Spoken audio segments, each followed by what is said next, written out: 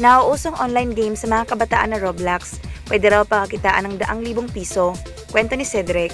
Nag-start akong maglaro ng Roblox nung pandemic. Nakita ko yung pamangkin kong naglalaro.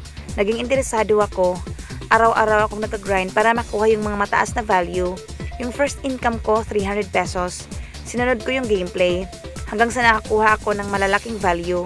Ngayon, nasa 6 digits na ang kinikita ko kada buwan. Mas malaki pa ang kinikita ko sa Roblox kaysa sa trabaho ko. Ini-invest ko rin yung pera ko sa sasakyan, motor, sa mga gold appliances sa bahay. Nakakapunta na rin kami sa ibang bansa tulad ng Hong Kong sa Macau. Nagbago lahat ng buhay ng pamilya namin dahil sa Roblox.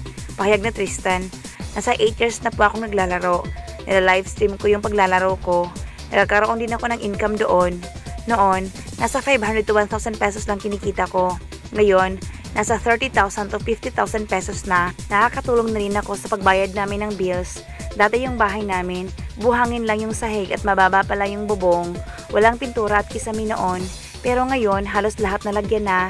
Nakabili na rin ako ng motor, computer, mamahaling cellphone, pati sasakyan. Ito talaga ang matatawag kong stepping stone para maging successful. Panoorin natin ang kabuuan ng kwentong ito sa Kapuso Mo Jessica Soho, Linggo ng gabi. Sino nga ba ang totoong nag-utos na ipapaslang si General Luna? Sa pagdiriwang ng National Heroes Day ngayong Agosto, historia na si Ambeth Ocampo isiniwalat kung sino ang aniya tunay na nag-utos sa pagpatay sa Army General. Ayon kay Ambeth Ocampo, "We blame Aguinaldo for the killing of Luna, but in my research, I already know who had Antonio Luna killed. It's not Aguinaldo. Dalawa lang ang posible talaga, si Buen Camino at ang nanay ni Aguinaldo. Based sa source na nabasa ko, nanay ni Aguinaldo yung isa sa mga suspect. Yung isang libro na sinawalat ni Juan Villamor, yun talaga ang sinasabi niya. Hindi naman bago ang mga datos na ito. Matagal ko nang sinaliksik. Maraming mga tao actually ang galit kay Luna. Inggit o ayaw lang sa kanya. But only a few ang mayroon talagang motive pumatay. Gaya ni na Pedro Hanolino o Felipe Buen Camino. Si Buen Camino nandoon din sa araw ng pagpatay. I think it took a long time to rediscover this information kasi actually marami ang fake news even before. Iniisip ko, kailangan nating baguhin ang pagtuturo ng kasaysayan.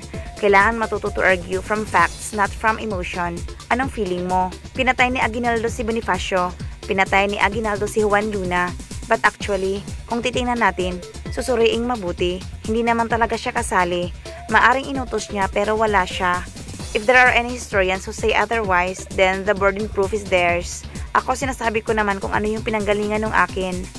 Panoorin natin ang kabuuan ng kwentong ito sa Kapuso Mo Jessica Soho, Linggo ng gabi.